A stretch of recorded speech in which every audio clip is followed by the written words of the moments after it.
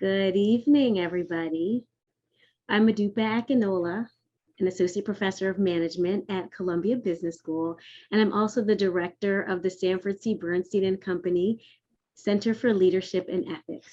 And I want to welcome you to the annual KPMG Peat Marwick Stanley Klion Forum. And today we're going to feature an exciting panel where we're going to ask the question, what is beyond the win-win? And yes, we throw around the term win-win all the time, but is there more? You will learn. But first, what is this Klion Forum? It's the premier speaker series at Columbia Business School, and it features prominent leaders from a variety of different industries who are committed to resolving major ethical, social, political, and economic challenges of our times. And today we are delighted to have four wonderful panelists whose careers truly are inspirational. And they're going to share their varying perspectives on how we can reimagine the role of business and leadership in the current landscape. And so we'll get to that in a minute, but I first wanted to tell you a little bit more about Stanley Klion, the person after whom this forum is named. So who was he? He served as executive vice chairman and chief operating partner of Peat Marwick International, which is one of the world's largest accounting and management consulting firms, now known as KPMG. And he was also a prominent executive in residence at Columbia Business School from 1986 to 1994. And so although he is no longer with us, we are so fortunate to have the unwavering support of his family, some of whom are joining us virtually today. And they include his brother, daughters, son-in-law, and even his great nephew's family is on. And we cannot thank the Klion family enough for their continuous support of this forum and of the Bernstein Center. Thank you, thank you, thank you. Now with that, it is my pleasure to introduce our panelists for the evening. And look, they have so many accolades that I'm going to just try my best to keep their introductions brief. And so our first panelist is Laura Boudreau, and she is a fellow Columbia Business School professor. Her research focuses on working conditions, labor rights, and firm productivity in developing countries. And she's especially interested in how the intersection of global supply chains with local institutions affect firms and workers' outcomes. Welcome, Laura. And then we also have Jonathan Duskin. He is the CEO of Macellum Capital Management. And this is a firm he founded in 2009. And he has more than 20 years of experience investing in the consumer and retail sectors. And Macellum is a value-oriented investment firm that works with undervalued companies to improve their governance and their performance. It is so great to have you today, Jonathan. Welcome. Great to be here, thank you. We also have Chris Miller, who is the head of Global Activism at Ben & Jerry's. And in this role, he focuses on advancing social justice, and he's responsible for the company's advocacy campaigns. So supporting things like criminal justice reform, marriage equality, voting rights, climate change, and much more. And some of you might remember that last spring, the Bernstein Center bestowed upon Ben & Jerry's CEO, Matthew McCarthy, the Boudreau Prize. And so clearly we're very obsessed with ice cream and this amazing Vermont-based company, and thought it would be really nice to examine another angle, another aspect of ethical leadership at the company. So hi, Chris, thank you for joining us. And last but certainly not least is Tony Tjan. He's the CEO of Qball, which is a purpose-driven, people-first venture capital firm, which he founded in 2005. And Tony is also a writer. One of his books is called Hearts, Smarts, Guts, and Luck. And he most recently wrote Good People, the only leadership decision that really matters. Yes, I agree with that. Hi, Tony, it's great to have you. And we are grateful to have all of you tonight. So let's go ahead and get started. And as you know, we have so many questions to think about, topics to grapple with. And so I'll kind of sometimes address a specific question to one of you or each of you, or sometimes have all of you address a question. But I guess maybe Chris, my first question is, how did you get started in your career, and what is it about purpose-driven work that attracted you to your field, to what you're doing now? Could you tell us more? Yes, and let me start by just again thanking you for being able to participate in the Klion family, for hosting the forum. So the red thread through my career is really a commitment to bringing my values and my whole self to work. I have quite an eclectic resume. I started my career working for Bernie Sanders. I spent half a dozen years at Greenpeace US leading the climate change campaign there. And, you know, I spent a good portion of my career focused on companies that were poisoning the environment, that were driving climate change, you know, corporations as bad actors. And I came to understand and believe that as a way to continue to advance my values and change in the world, that perhaps I could do that from the for-profit corporate side. So in fact, I left Greenpeace and I went to a company called Seventh Generation that's based here in Burlington, Vermont, and led the sustainability and advocacy work there.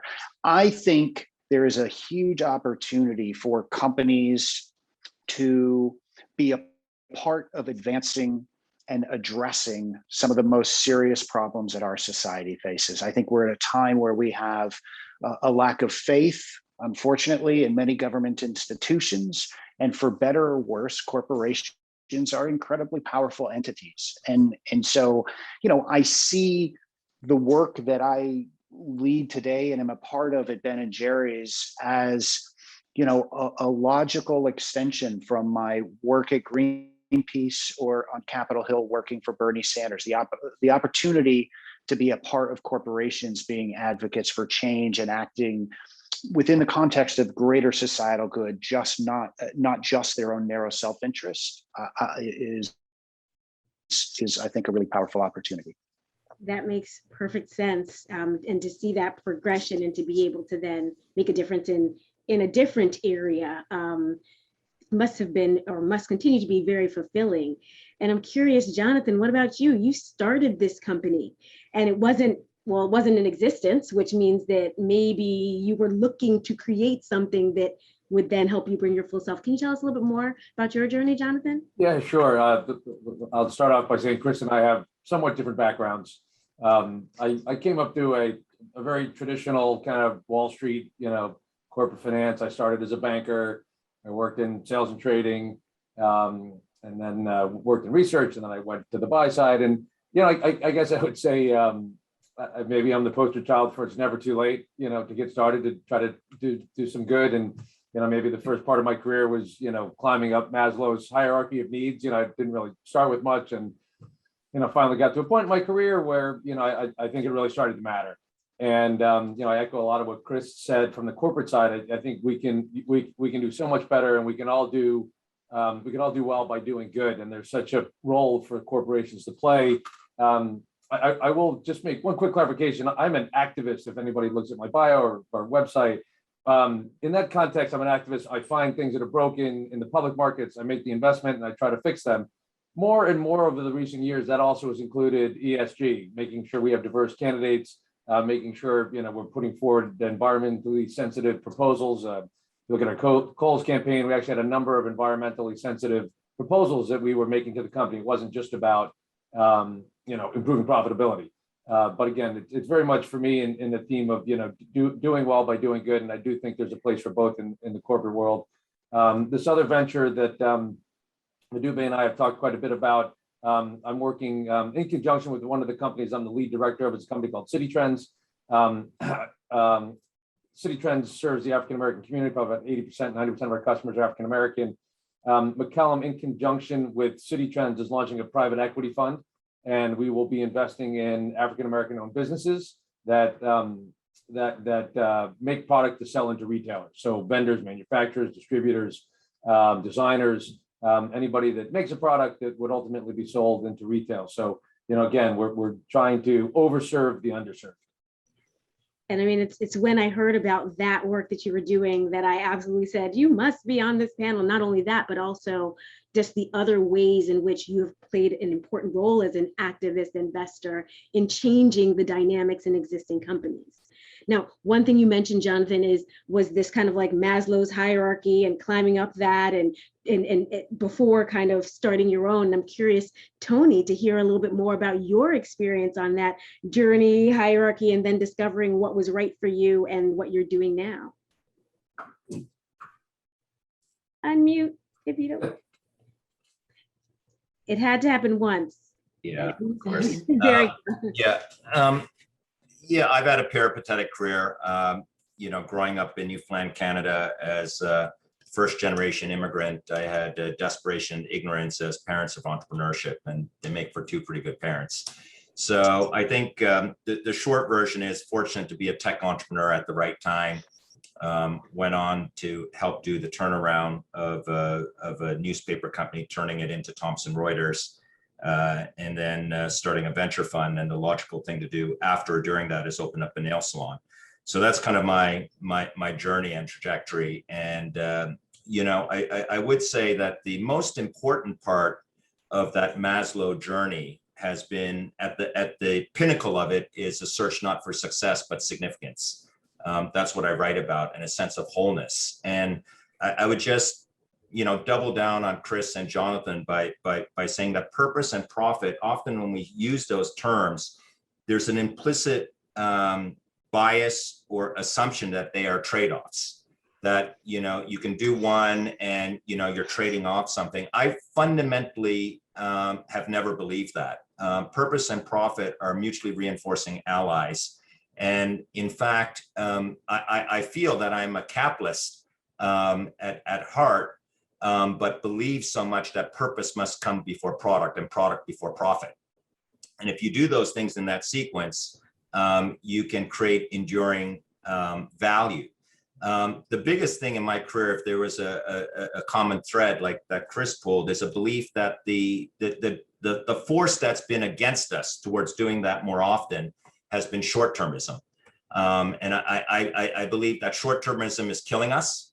I think that I've had the flexibility to use permanent capital and think in very long timeframes, towards trying to create positive change of value, but also possibly shift cultures forward. Now, you did mention nail salon. We will get to that in a minute. I know all of you are like, what? Did he say a nail salon? And yes, we will get to that. And this idea of search for significance. Laura, could you tell us more about your journey and how your research has unfolded in that search for significance for you too? Sure. So I actually did my undergrad degree in a business program at the Wharton School at University of Pennsylvania. And when I was there, I got really interested in understanding the social and environmental kind of both impacts of kind of globalization and global production systems, as well as kind of what global business and especially multinational companies were doing to try to improve the social good and mitigate environmental impacts. And when I was there, I kind of realized that one, we didn't really know that much about these questions. There wasn't that much evidence, or at least from my kind of naive undergrad eyes, evidence or research that I could find. And I also realized that I was more interested in studying the role of business in the world than actually going into it. And so I had some great undergraduate research advisors that kind of set me on a trajectory earlier on.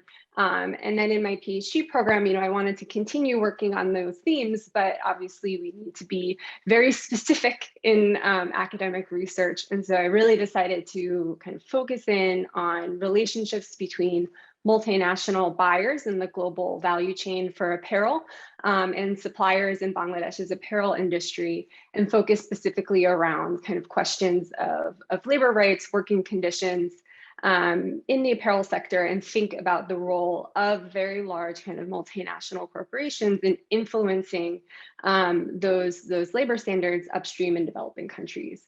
And so in thinking about kind of going beyond the win-win, I think a lot about what the role of these very large companies are, these very large buyers are, and how they can actually have longer term kind of substantive influence on these issues in the context of global production chains. But we can, talk a lot more. I mean, look, so for those of you watching, we have an incredible set of panelists with such different backgrounds. And they just shared all that they've done, but I want to get tangible. And I want to hear a little bit more about like, what is something you're doing right now that addresses some of the problems we're currently experiencing? Whether it's the pandemic, DEI, systemic racism, climate change, there's so many more. Who wants to take a shot at that? What are you doing that's tangible that we can say, oh my gosh, or that you had an idea about that you said, this is going to change something. This is purpose, product, then profit. I'm happy to jump in on nails, oval, rounded, squoval, short, medium, long. Look, we've been fortunate that over the last 12 or 15 years, I've placed well over half of my capital with my partners in women and minority ventures. At this point in time, this past week, the New York Times put forth, as did many media channels, that venture capital as a percentage of allocation actually went down again to women-owned, women-focused, and that's astonishing given that it was well below 3% allocation. And if you're at an intersectional, it's unbelievable when we have Black women founders and Black men founders, and people say, that's into the 0.X%. So we've placed over half, and I'm proud to have placed about 125, to 130 million behind these ventures over the past decade. The one that I'm perhaps closest to, because I'm a co-founder of and chairman, is a company, Minilux, where we have a belief that when you place capital in orphan areas of innovation, you can create great things. And the nail, many of you might have read in 2015, a New York Times expose on the dangers of nail salons. It is the largest vocational class of women working today, and it happens to be 96% Asian. And a tipping point for me to just make this a magnum opus, make this a commitment for the next 10, 20 years to make change, were the Atlanta, Georgia shootings of eight women in those Asian-oriented spas. And we're proud to have survived the pandemic and thrive out of it. We're trying to Starbucks and Uberize that industry, uplift it. It's the most used beauty service that's least regulated. And we're out there putting standards of clean, elevated self-care, but most important, empower this incredible class of micro entrepreneurs. 450,000 women are working in that. That's more than all Uber, taxi, and Lyft drivers in the country. And we ignore it. We ignore it because it's usually, 50 shades of beige and evaluating these kind of ventures, placing no capital in these orphan areas of innovation. And as consumers, we ignore what's going on, the carcinogens, the toxins, and the exploitation of the women in that industry. So that's something we're proud of, and we're trying to change it one Manny at a time. I love it. I love it. Chris, what about you? Tell us more about some of the things that you've been working on at Ben & Jerry's that you're really proud of. Yeah, well, thank you. I think, we have been working on issues related broadly to kind of systemic and structural racism, but focused over the last few years on the need to kind of rethink policing and public safety. The work has come to life in a few different ways, which we can chat about. But I think at its what we've come to understand at Ben & Jerry's is that the same tools and techniques that we use to really successfully sell ice cream to convince people that they really want to buy a pint of Chunky Monkey or Cherry Garcia are the same tools and techniques that can be used to sell ideas. And I mentioned to you that, I had spent half a dozen years at Greenpeace, and I'm really proud of that work. And it was a great part of my career. However, sitting in a place like Greenpeace, in many ways, we were preaching to the choir. by definition, the people that support Greenpeace were people that, supported taking action on the environment and understood that issues like climate change were something that needed to be addressed. Where I sit today at Ben and Jerry's, I'm speaking to a much more general population audience, and we are finding innovative ways to sell ideas to help our fans and citizens more broadly understand that the criminal justice system is broken and that we need to perhaps spend less money on mass incarceration and massive police budgets and more funds invested into the kinds of programs and services that can create healthier and safer communities. And sort of to wit, I am incredibly proud last week of an initiative that we kicked off. And because we're an ice cream company, it had to involve an ice cream flavor, but we kicked off a piece of work around a new flavor called Change is Brewing. And the purpose of this flavor is to highlight a piece of legislation that Congresswoman Cori Bush from the city of St. Louis has introduced in the Congress called the People's Response Act, that really makes the connection between public safety and public health, and would set up essentially a Department of Public Safety within Health and Human Services, and would look at funding and building ways to respond to people who are having mental health crisis, substance abuse issues, in a way that provides support as opposed to driving them into the criminal justice system. And so it is a great example of kind of the opportunity for a brand or a company like Ben & Jerry's to reach a new and different audience. We speak to people that likely Congresswoman Bush wouldn't. And so it's fascinating to watch all of these media outlets that traditionally cover our latest ice cream launch, Eater, Delish, talking about the People's Response Act and the need to look at the system of policing and public safety. We're bringing that message to a whole new audience. So it's a great example of our use of these tools and techniques to advance ideas, to promote solutions that address the root causes of some of these issues. And it's kind of it's a great little sort of, recent example of kind of one of the ways we do what we do at Ben & Jerry's. That's fantastic. You can't leave us hanging. Can you tell us if there's brew in it? Is there like coffee flavor? It's a cold brew coffee flavor. Okay. It's this exceptional Black-owned business based out of Iowa called Black and Bold, and it has brownies from the Greyston Brownie in Yonkers.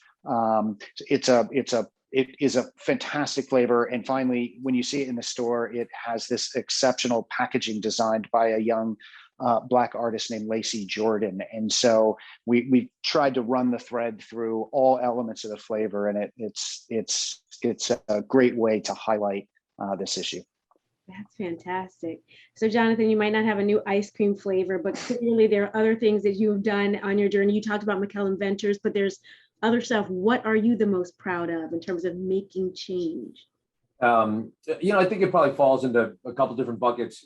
First, as I think about making change at a board level, I focus on the consumer and retail space. I don't know if I've said that before, but primarily all we do is in the consumer and retail space of public companies in our activist world.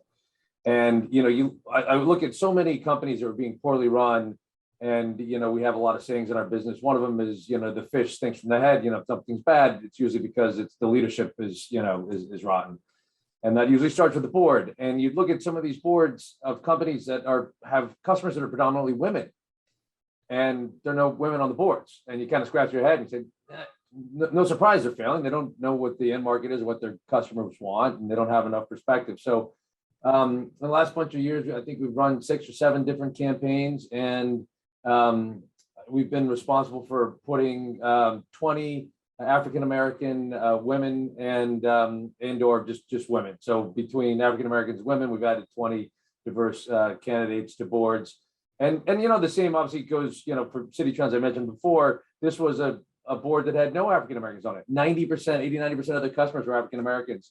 We didn't have African-Americans in senior leadership. And since I've been on the board, we've replaced the board, added minorities to the board, added minorities into the senior leadership team. So it's been pretty transformative, and it's great to, I love what Tony said earlier about, the profits and ESG can coexist, and I firmly believe that too. And the idea of bringing that perspective into your boardroom helps the company do better, right? So we've diversified, we've focused on D&I, and we've made the company more profitable, more successful, and the shareholders have won. So that's a really important one. Also at City Trends, we've been giving back to the community. This was a company that was very, very poorly run for a number of years. Didn't invest in the community, didn't invest in the stores, didn't invest in the people, and really, again, for a company that was so focused on the African American community, didn't really have any programs to address this inequality that is happening before us, and that's dramatically changed in the last couple of years. Modupe, you probably remember the grant program we had this year. We gave we had it was almost like a mini Shark Tank where people sent in business proposals, and we gave out 10 $5,000 grants. We had 7,000 applicants send in applications for the grants. So those are small things we're doing, but giving back to the community, and like I said, trying to overserve the underserved, because this is a community that's been ignored for so long. And it's really amazing when we see, from remodeling stores to bringing different products to having a focus on African American vendors within these stores. It's really very well received within the various communities. And then lastly, we haven't hasn't been formally launched, but God willing, we'll get this off the ground. We'll be investing in African American owned businesses. And I think the important thing for me, and I'm sure we'll get into it a little bit later, and the common theme through so much of this is not just making the investment or not just hiring the person, but it's the development and the training and moving them up through the organization that I think is so critical. And in Macellum Ventures, as we envision this fund, will not only be providing capital, but also being their partner to help them, work on the back end, work on the supply chain, work on the sourcing, the distribution, and help them get past this. A lot of these entrepreneurs kind of hit a wall at a couple $1 million in revenues because they can't break through to the next level because they don't have the institutional organization and infrastructure behind them. And we're going to help them develop that. I mean, one of the things, and the three of you just speaking right now, that is clear is this idea of alignment. Like every piece being aligned and doing that well, and then being able to have the good come with the profits. Laura, tell us more about how alignment has worked for you in your research as you kind of think through or think about some of the things you're the most proud of producing or work that has had an impact. Mm-hmm. Yeah, sure. I mean, I think actually maybe I can take the opportunity to just mention one initiative that I've just recently kind of started to do discussions with around collaboration that I think is doing really meaningful work, and we don't have any kind of findings yet. But I think this is the type of initiative that's really going in the right direction. So it's an initiative by global apparel buyers and by global labor unions, and it's called Action on Living Wages Act. And it's a really unique partnership between very large global buyers and kind of these very large labor unions that also have relationships with labor unions around the world. And these buyers, it's about 20 buyers, companies like H&M, other major kind of European brands that have signed on to do two, I think, kind of fundamentally important things in the way that this industry works, which is one, to couple their kind of social responsibility, labor standards, environmental requirements for their suppliers with their purchasing policies. So, typically those are often siloed within the organization. And so this is they're learning here. I don't think they know exactly how to get from A to B yet, but the goal is to bring those two things together. So in terms of alignment, I think that's like an incredibly interesting and important direction. And then the other thing that they're doing that, thinking about short versus long term, we may all be aware of the fact that a lot of globalization has been driven by looking for lower labor costs in particular. But what this initiative is doing is actually enforcing kind of collective bargaining agreements and the ability for workers on the ground to at least have freedom of association rights as part of their purchasing requirements. And this is also, I think, one of the only cases that I've seen of this. These are certainly not your kind of average buyers. These are very specific leading buyers, but in terms of pushing the frontier and moving from kind of short to long-term thinking, they are thinking about long-term partnerships with their suppliers and with workers in these settings. And so that's one initiative that, like I said, unfortunately, we don't have any research outputs on that work yet, but I think in terms of the topic of today's discussion, it's very relevant. I mean, this idea of long-term, short-term, I think earlier someone said short-termism, and how do we get away from that in some ways? But I'm also cognizant of the fact that we have a lot of students on this here with us this evening who are like, okay, so what are some of the low-hanging fruit? I'm going to graduate soon. I'm thinking of, are there any opportunities that you think more people with fewer obstacles, opportunities, not as many obstacles that are low-hanging fruit, that people should start pursuing more? Well, I don't know. I'm sure that the rest of the panelists have a lot to say here. I think one thing I'll just mention that I think is important and kind of in a lot of both social and environmental issues that I've seen companies become active in is participation in kind of multi-stakeholder, or multiple companies, multiple stakeholders involved. So pushing organizations to partner with other organizations outside of your company. And to make commitments is something that I think even employees and especially our MBAs at CBS are very well positioned to do. As one small comment.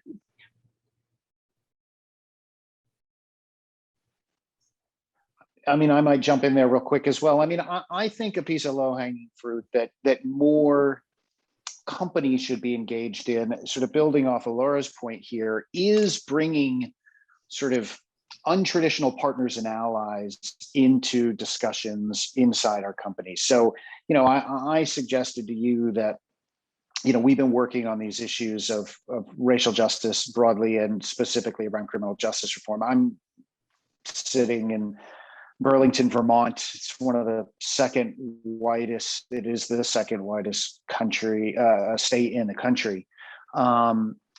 We are not experts at Ben & Jerry's on these issues, but we bring people in who are. And so to help us guide our strategy for how we tackle equity issues inside the company and how we stand as allies in the fight for racial justice externally, we want to bring in those who are on the front lines of these issues. And so we build a pretty wide network of stakeholders that we consult with. And it's not, it isn't just, the big well-known organizations that often play with corporations, but we are working with and in touch with, grassroots groups working on the ground in communities to advance these issues. And I would say,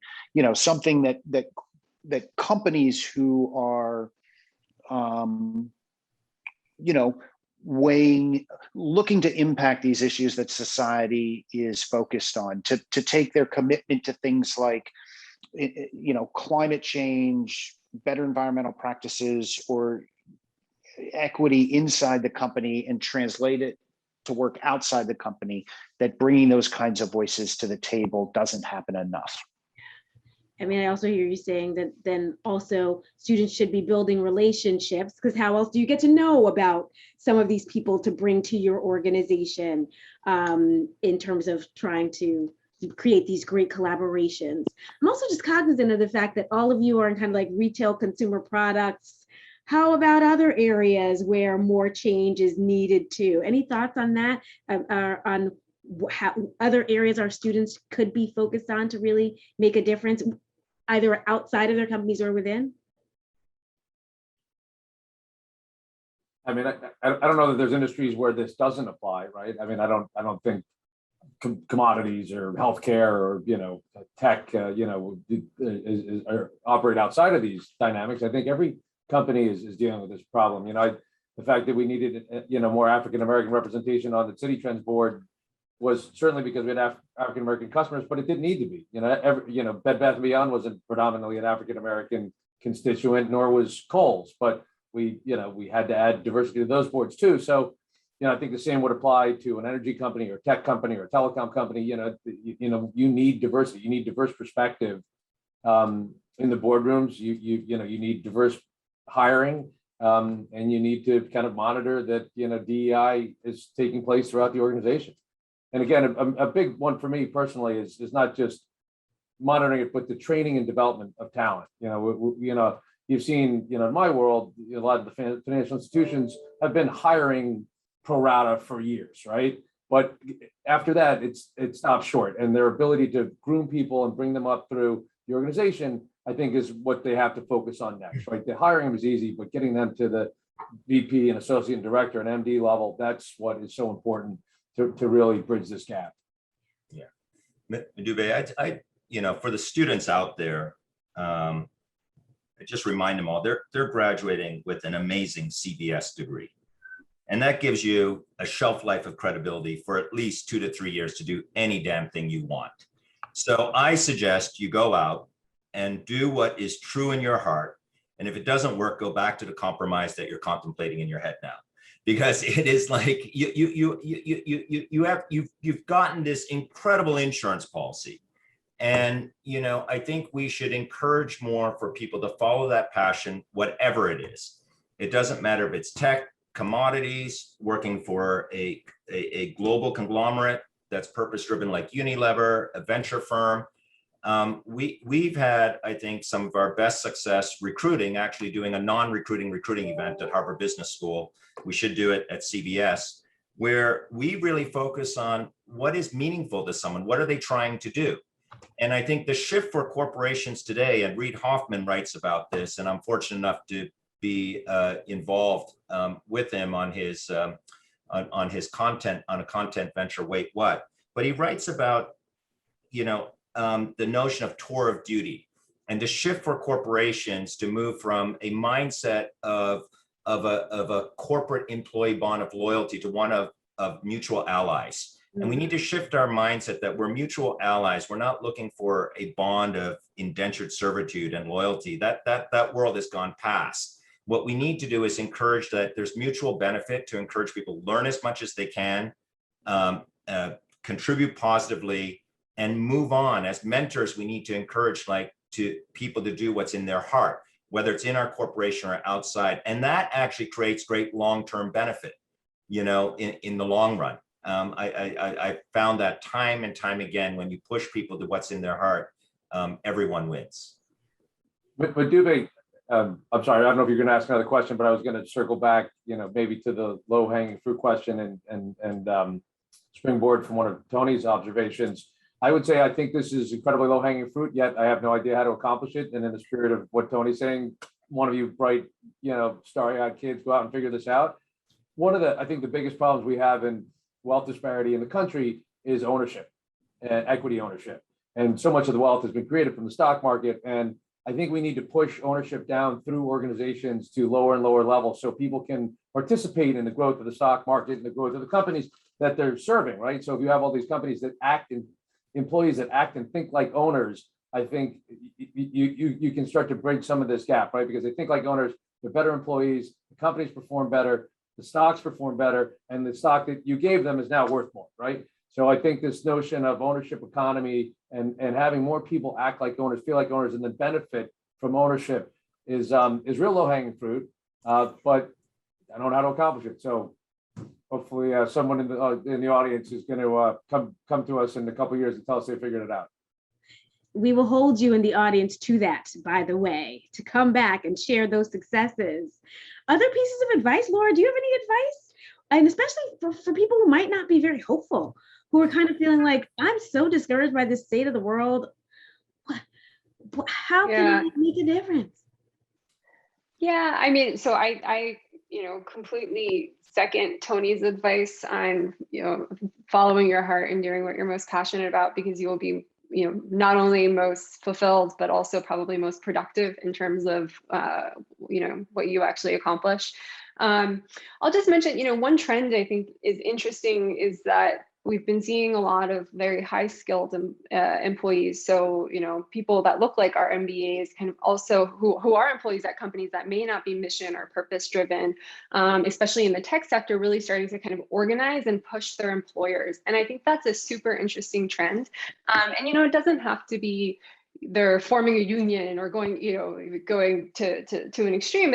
It's they're putting petitions together, they're staging walkouts, they're advocating, they're forming giant Slack channels where it just forces the employer, they can't ignore the sentiment of their employees. And especially because our employees do have these super valuable, CBS diplomas or will soon, they're well positioned to kind of work with their coworkers in order to push for the change that they want to see in their organizations. And so hopefully, even if things feel a little grim, they'll find other people around that they can work with on important issues.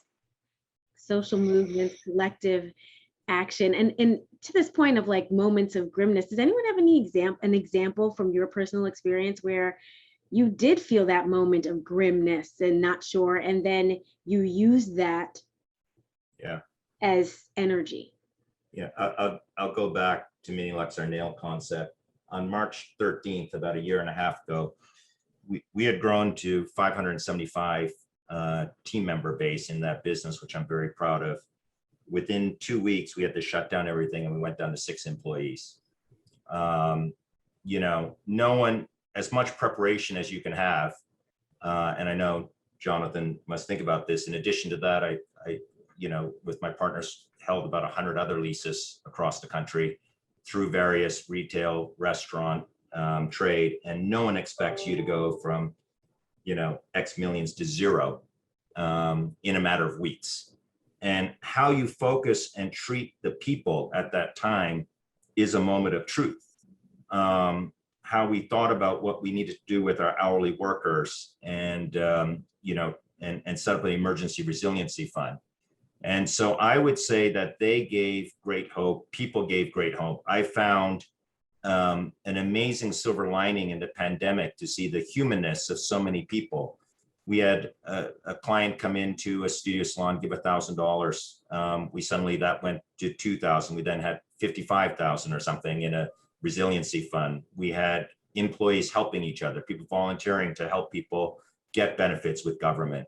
So I saw great humanness in a moment of despair.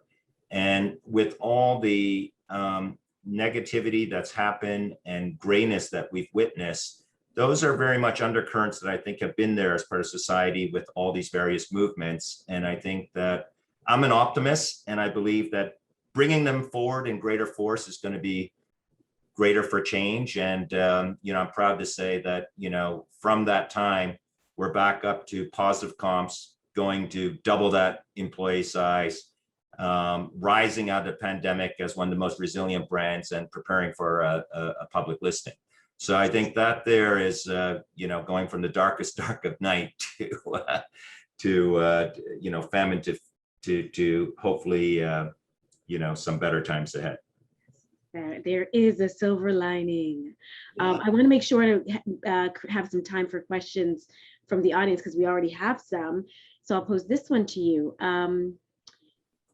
Do you see any growth in interest in companies becoming public benefit corporations, allowing them to take into account multiple stakeholders, not just shareholders? Chris, you want to share? I feel like, yeah. Yeah, I'll briefly address it because we are a certified B corporation. We're a wholly owned subsidiary of Unilever, but we were the first wholly owned sub to become a certified B corporation. I think big picture, there is a pretty sizable growth year over year in the number of companies that are either B Corps are incorporated as a for benefit corporation or are certified B corporations. I think there are still very big structural challenges to kind of beating back this notion of shareholder primacy. And I think, B Lab and the team at B Corp are working at the policy level to really elevate this idea of stakeholder primacy. But I do think it is a trend that is growing. I think it will require policy change and structural change to this notion of, around short-termism and shareholder primacy. But I will tell you, from being a part of the B Corp community, some of the biggest publicly traded corporations are talking with the team at B Lab to figure out how to take that framework and apply it to these larger publicly traded entities. And so, that gives me hope, and I think is a sign that this is something that's not going away and is going to increasingly become an expectation for corporations. Yeah, look, as a person that fights for shareholder rights all the time, it's, basically the core of activism. I would tell you, and I'll, draw from Tony's original comment, that they're not mutually exclusive. And if it's done properly, it should be both beneficial to the shareholder and beneficial to all stakeholders. Nobody benefits from a company that's not healthy, right? If Ben & Jerry's, can't make money, they can't buy milk, they can't make ice cream, then they can't get the profits to do what Chris does, right? So there's got to be a symbiosis here where, the companies are allowed to survive and generate a return for the shareholders, but can also provide back to the community. And in doing so, can, I think, enhance the value of the company and then create more shareholder value. So I do see much more symbiosis here than I think the question might imply. Let me throw another question to you from our audience. How does a DEI-focused C-suite executive influence other leaders in the firm, especially CEOs and CFOs who may not always be aligned with DEI goals?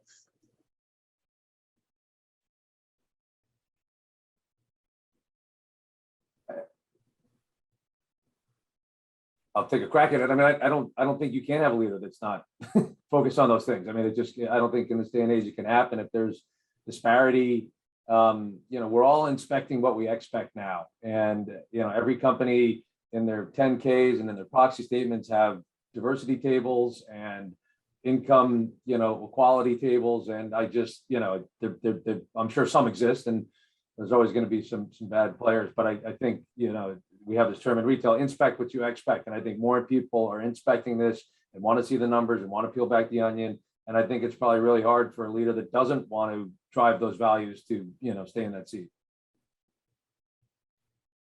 Chris, did you want to share too? I mean, I would just say, right. I mean, that's the risk, is that when you bring in, and we're in the process of bringing in a executive level equity person, and they will be responsible for driving this work at the company. And so the tension is, if the CEO and other members of the leadership team aren't devoted to this, what I would say is you have to set goals, right? You manage what you measure and you do what you disclose. So I think you got to make public commitments around this stuff. You have to be transparent about where you are in that journey. And look, C-suite level executives are really wonderful at managing to goals and KPIs where it's tied to their compensation and their bonuses. And I think, if this stuff is important, it ought to be incented and it ought to be connected to the compensation packages.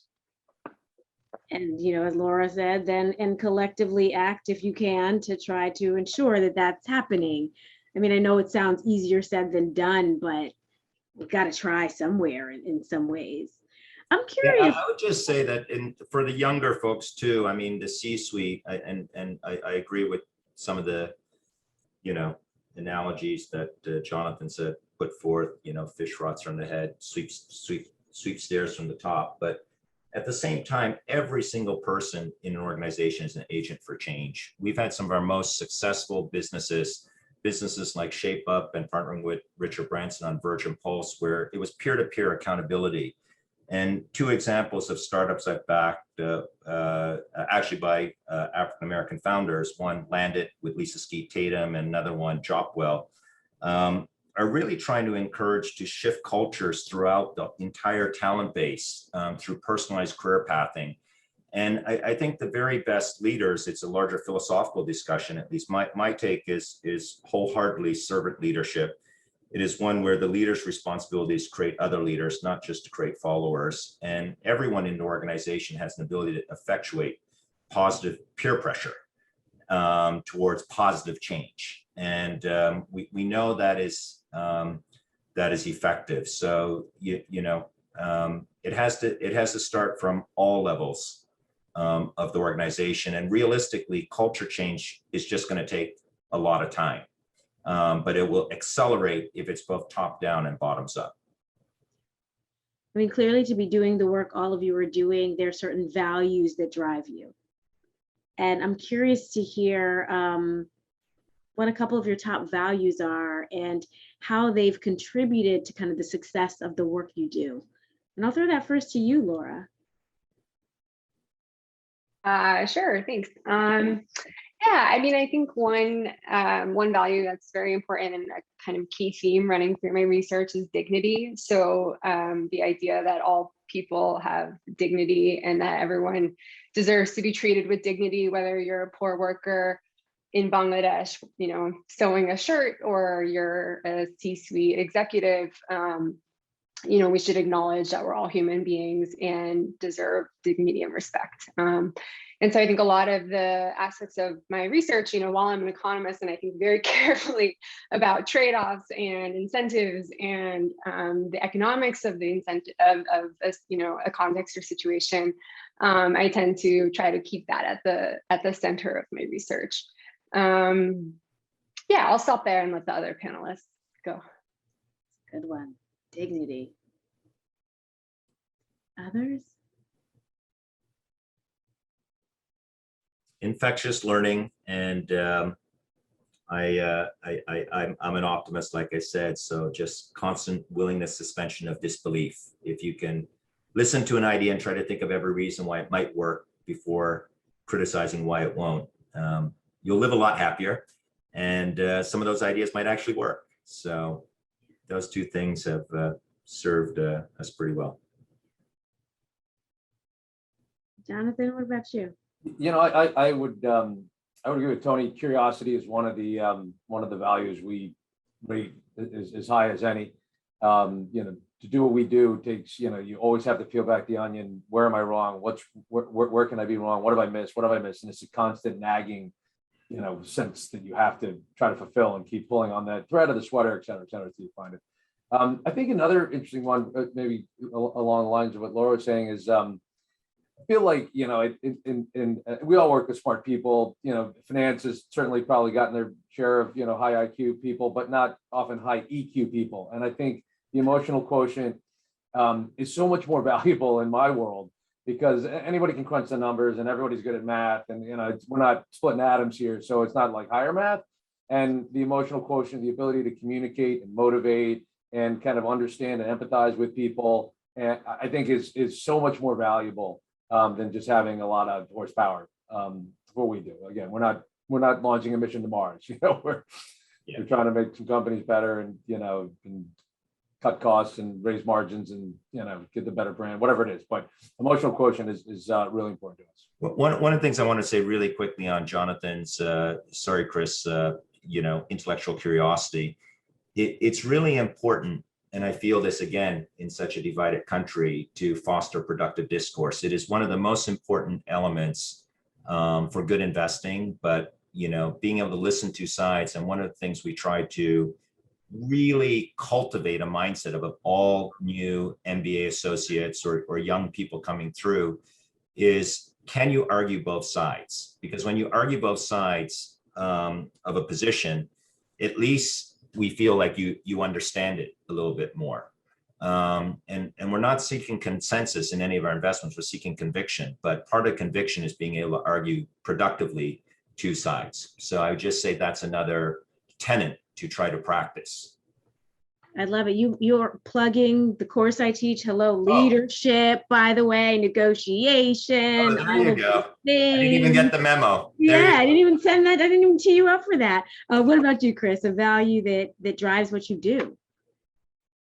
For me, it's a commitment to wherever I sit, being a small part of advancing a long struggle for economic and social justice. And I've found a way to do that from, hanging banners on coal plants to being a part of, wonderful ice cream company. And that's what has motivated me personally and has really driven my kind of career growth. And I also want to say, I'm very much like Tony, an optimist throughout all the struggles and stresses and the issues that we have to deal with. I'm always thinking about how do we solve these problems? How do we think about solutions and innovations that we haven't thought about before? So, I am an eternal optimist. In our last few minutes, I wanted to cover some fun stuff. So Laura and Tony, question for you. If activism wasn't in your blood, those values were, what would you be doing instead? Laura? Well, I always think if I weren't an academic, I'd probably be like off in the woods somewhere. So being a nature guide or water rafting or something, my heart is like on a trail somewhere. So enjoying the great outdoors. Tony? I hate to say it. I think I'm doing just what I want to be doing. And I really am. I gotta say, I think the only reason I get asked to sometimes speak at these things because at least the dean of my former business school has said, well, you're one of the happiest graduates. You're actually happy with what you do. So I said, having gone to multiple 5-year reunions and watched that decline, it kind of scares me to do something different. But obviously on the personal front, I try to spend more time with family and try to find other ways of giving back. But, from a professional standpoint, I'm pretty happy. Chris and Jonathan, if there's one national or global problem that you could snap your fingers and fix, what would it be? What is your global national problem of choice? Chris, why don't you? I mean, in my mind, there's, it's the big one, right? It's climate change. It is an existential threat to humanity. It is at its heart a justice issue. The people who will pay the steepest price for this are the ones least responsible. And so, this is the issue that keeps me up at night.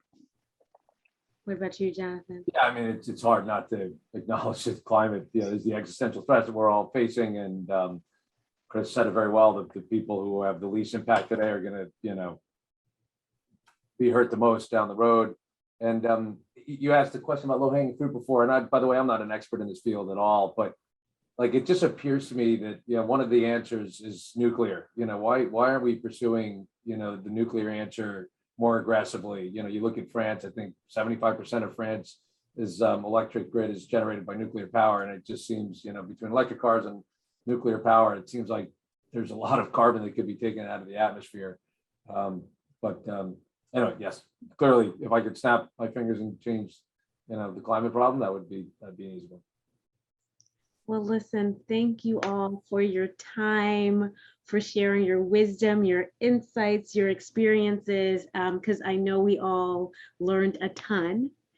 And to all of you who tuned in, thank you so much for taking out the time to be here today. Hope you got a nugget that you will use tomorrow and in the future. And I hope you all enjoy the rest of your night. Thank you on behalf of the Bernstein Center, and thank you for joining the Klion Forum.